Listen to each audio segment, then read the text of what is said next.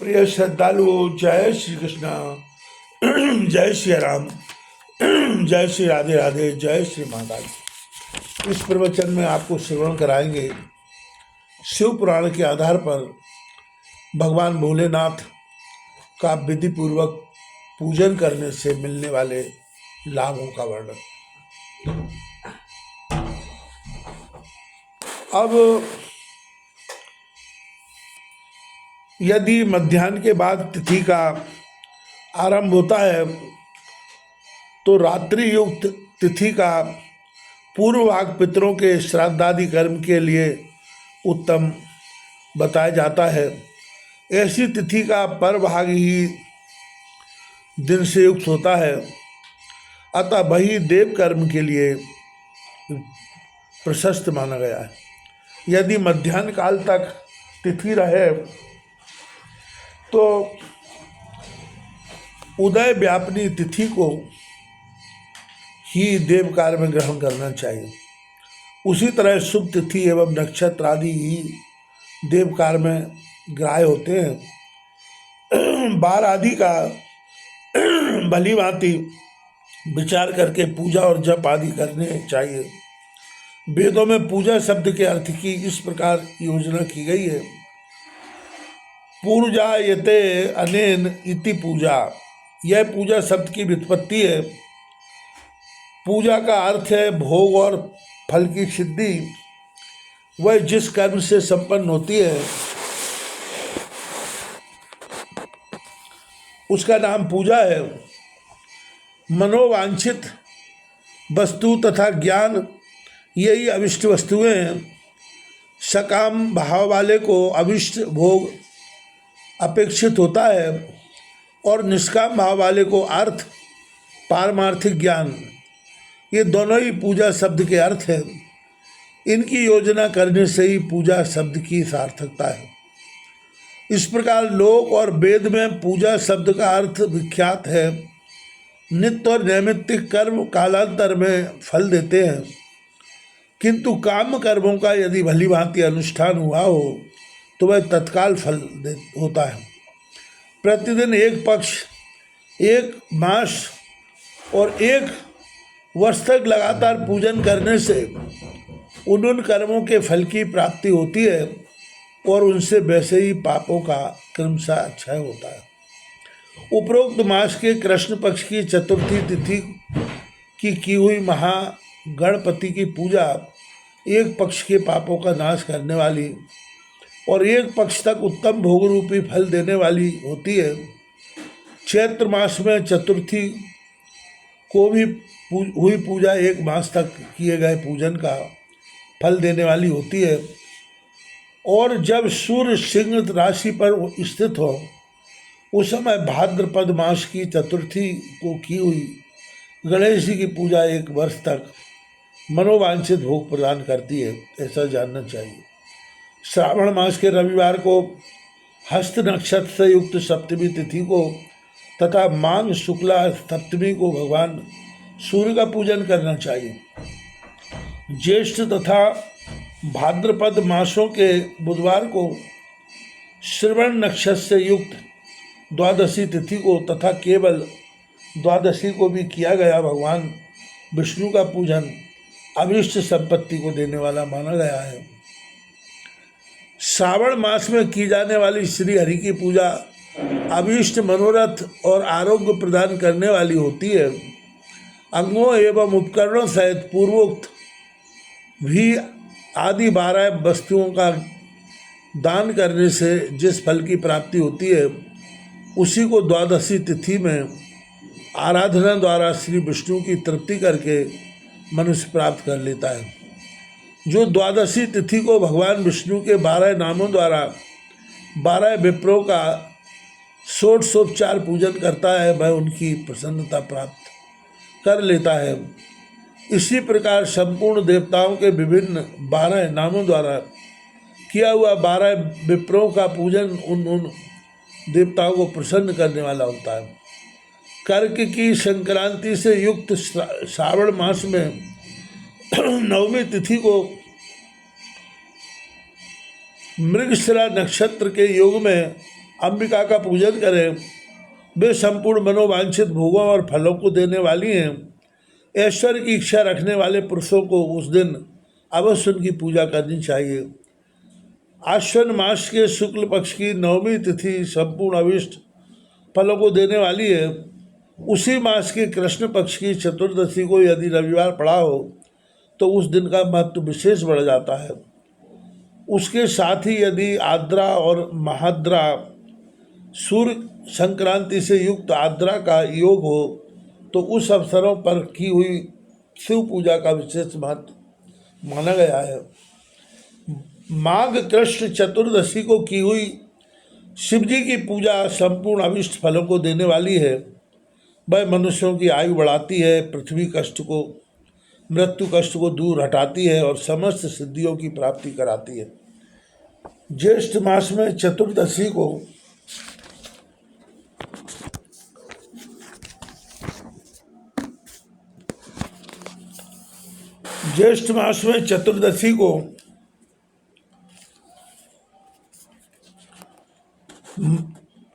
महद्रा का योग हो अथवा मार्गशीर्ष मास में किसी भी तिथि को यदि आद्रा नक्षत्र हो तो उस अवसर पर विभिन्न वस्तुओं की बनी हुई मूर्ति के रूप में शिव की जो 16 उपचारों से पूजा करता है उस पुण्यात्मा के चरणों का दर्शन करना चाहिए।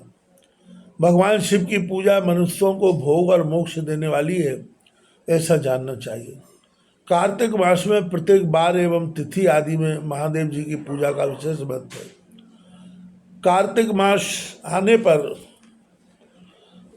विद्वान पुरुष दान, तप, होम, जप और नियम आदि के द्वारा समस्त देवताओं का षोडोपचारों से पूजन करें। उस पूजन में देव प्रतिमा, विप्र तथा मंत्रों का उपयोग आवश्यक है। विप्रों को भोजन कराने से भी वह पूजन कर्म संपन्न होता है। पूजक को चाहिए कि वह कामनाओं को त्याग कर पीड़ा रहित शांत हो देवाराधना में तत्पर रहे। कार्तिक मास में देवताओं का पूजन, यजन पूजन समस्त भोगों को देने वाला, व्याधियों को हर लेने वाला तथा भूतों और ग्रहों का विनाश करने वाला है। कार्तिक मास के रविवारों को भगवान सूर्य की पूजा करने और तेल तथा सूती वस्त्र देने से मनुष्यों के कोढ़ आदि रोगों का नाश होता है।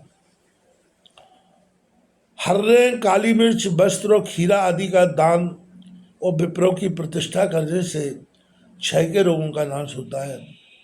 दीप और सरसों के दान से मृगी का रोग मिट जाता है।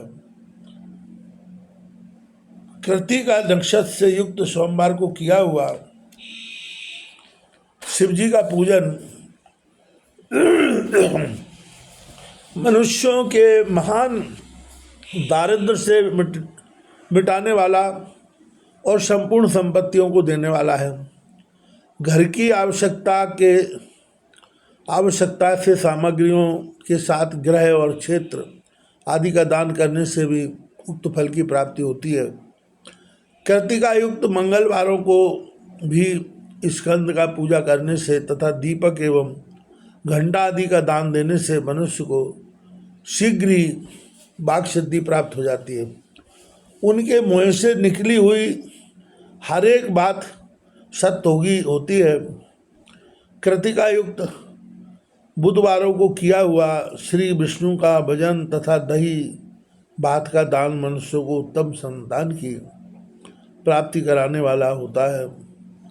कृतिका युक्त गुरुवार को धन से ब्रह्मा जी का पूजन तथा मधु, सोना और घी का दान करने से मनुष्यों के भोग वैभव की वृद्धि होती है। कृतिका युक्त शुक्रवारों को गजानन गणेश जी की पूजा करने से तथा गंध, पुष्प एवं अन्न का दान देने से मानवों के भोग पदार्थों की वृद्धि होती है। उस दिन सोना चांदी आदि का दान करने से बंध्या को भी उत्तम पुत्र की प्राप्ति होती है। कृतिका युक्त शनिवारों को दिव्य लोकों की वंदना, दिग्गज दिग्गजों, नागों और सेतु पालकों का पूजन, त्रिनेत्रधारी रुद्र, पापहारी विष्णु तथा ज्ञानदाता ब्रह्मा का आराधन और धन्वंतरी एवं दोनों अश्विनी कुमारों का पूजन करने से रोग, मृत्यु एवं अकाल मृत्यु का निवारण होता है तथा तात्कालिक व्याधियों की शांति हो जाती है। नमक, लोहा, तेल और उड़द आदि का त्रिकटु, सौंठ, पीपल और गोल मिर्च, फल, गंध और जल आदि का तथा घृत आदि द्रव्य पदार्थों का और सुवर्ण, मोती आदि कठोर वस्तुओं का भी दान देने से सर्वलोक की प्राप्ति होती है। इनमें से नमक आदि का मान कम से कम 1 प्रस्थ शेर होना चाहिए और सुवर्ण आदि का दान कम से कम 1 पल। धनिकी संक्रांति से युक्त पौष मास में उषा काल में शिव आदि समस्त देवताओं का पूजन क्रमशः सिद्धियों की प्राप्ति कराने वाला होता है। इस पूजन में अघनी के चावल से तैयार किए गए हविष्य का नैवेद्य उत्तम माना जाता है। पौष मास में नाना प्रकार के अन्न का नैवेद्य विशेष महत्व रखता है। मार्गशीर्ष में केवल अन्न का दान करने वाले मनुष्यों को ही संपूर्ण अभिष्ट फलों की प्राप्ति हो जाती है। मार्गशीर्ष मास में अन्न का दान करने वाले मनुष्य के सारे पाप नष्ट हो जाते हैं। वह अभिष्ट सिद्धि, आरोग्य, धर्म, वेद का सम्यक ज्ञान, उत्तम अनुष्ठान का फल, इहलोक और परलोक में महान भोग, अंत में सनातन योग, मोक्ष तथा वेदांत ज्ञान की सिद्धि प्राप्त कर लेता है। जो भोग की इच्छा रखने वाला है वह मनुष्य मार्गशीर्ष मास आने पर कम से कम 3 दिन भी उषा काल में अवश्य देवताओं का पूजन करे और पौष मास को पूजन से खाली ना जाने दे। उषा काल से लेकर शंगव काल तक ही पौष मास में पूजन का विशेष महत्व बताया गया है। पौष मास में पूरे महीने भर जितेंद्रिय और निराहार रहकर दुज प्रातः काल से मध्याह्न काल तक वेद माता गायत्री का जप करें। तत्पश्चात रात को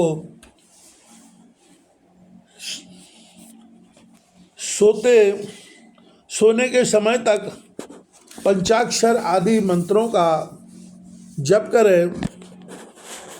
ऐसा करने वाला विप्र ज्ञान पाकर शरीर छूटने के बाद मोक्ष प्राप्त कर लेता है। द्विजेतर नर नारियों को त्रिकाल स्नान और पंचाक्षर मन के ही निरंतर जप से विशुद्ध ज्ञान प्राप्त हो जाता है।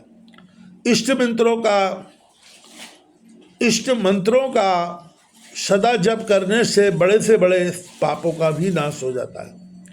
सारा चराचर जगत बिंदु नाद स्वरूप है, बिंदु शक्ति है और नाद शिव है। इस तरह यह जगत शिव शक्ति स्वरूप ही है। नाद बिंदु का और बिंदु इस जगत का आधार है। ये बिंदु और नाद शक्ति और शिव संपूर्ण जगत के आधार रूप से स्थित है। बिंदु और नाद से युक्त सब कुछ शिव स्वरूप ही है, क्योंकि वही इसके आधार है। आधार में भी आधे का समावेश अथवा लय होता है। वही शकलीकरण है। इस शकलीकरण की स्थिति से ही मुष्टिका में जगत का प्रादुर्भाव होता है, इसमें संदेह नहीं है। शिवलिंग बिंदु नाद स्वरूप है, प्रातः उसे जगत का कारण बताया जाता है। अतः बिंदु देव है और नाद शिव, इन तीनों का संयुक्त रूप ही शिवलिंग कहलाता है। अतः जन्म के संकट से छुटकारा पाने के लिए शिवलिंग की पूजा करनी चाहिए। बिंदु रूपा देवी उमा माता हैं और नाद स्वरूप भगवान शिव पिता। उन माता पिता के पूजित होने से परमानंद की प्राप्ति होती है। अतः परमानंद का लाभ लेने के लिए शिवलिंग का विशेष रूप से पूजन करें। देवी उमा जगत की माता है और भगवान शिव जगत के पिता है। जो इनकी सेवा करता है उस पुत्र पर उन दोनों माता पिता की कृपा नित्य अधिकाधिक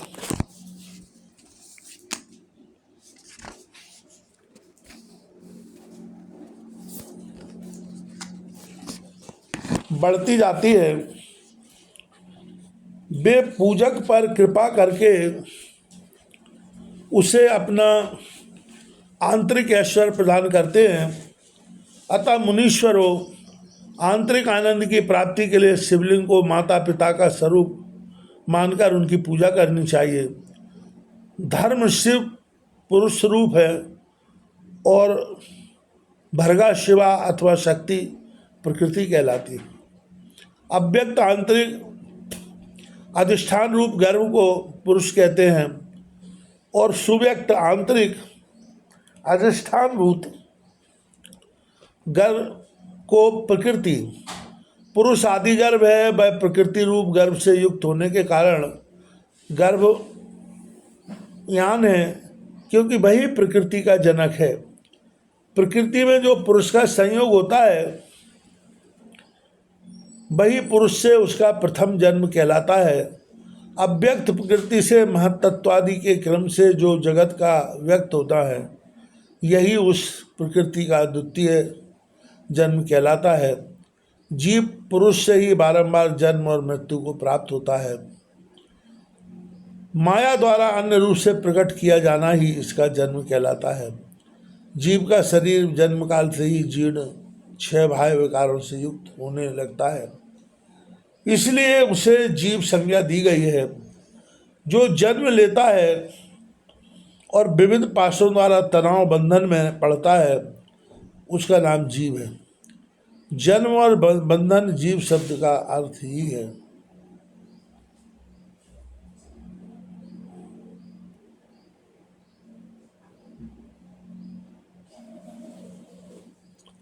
अतः जन्म मृत्यु रूपी बंधन की निवृत्ति के लिए जन्म के अधिष्ठान भूत मातृ पितृ स्वरूप शिवलिंग का पूजन करना चाहिए। गाय का दूध, गाय का दही और गाय का घी, इन तीनों को पूजन के लिए शहद और शक्कर के साथ पृथक पृथक भी रखें और उन सबको मिलाकर सम्मिलित रूप से पंचामृत भी तैयार कर लें। इनके द्वारा शिवलिंग का अभिषेक एवं स्नान कराएं। फिर गाय के दूध और अन्न के मेल से नैवेद्य तैयार करके प्रणव मंत्र के उच्चारण पूर्वक उसे भगवान शिव को अर्पित करें। संपूर्ण प्रणव को ध्वनि लिंग कहते हैं। स्वयंभू लिंग नाद स्वरूप होने के कारण नादलिंग कहा गया है। यंत्र या अर्घा बिंदु स्वरूप होने के कारण बिंदु लिंग के रूप में विख्यात है। उसमें अचल रूप से प्रतिष्ठित जो शिवलिंग है वह मकार स्वरूप है, इसलिए मकार लिंग कहलाता है।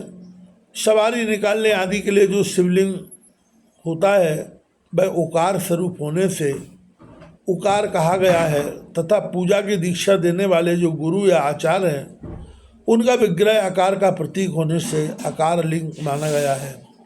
इस प्रकार आकार, उकार, मकार, बिंदु, नाद और ध्वनि के रूप में लिंग के 6 भेद हैं। इन 6 लिंगों की नित्य पूजा करने से साधक जीवन मुक्त हो जाता है, इसमें संशय नहीं है।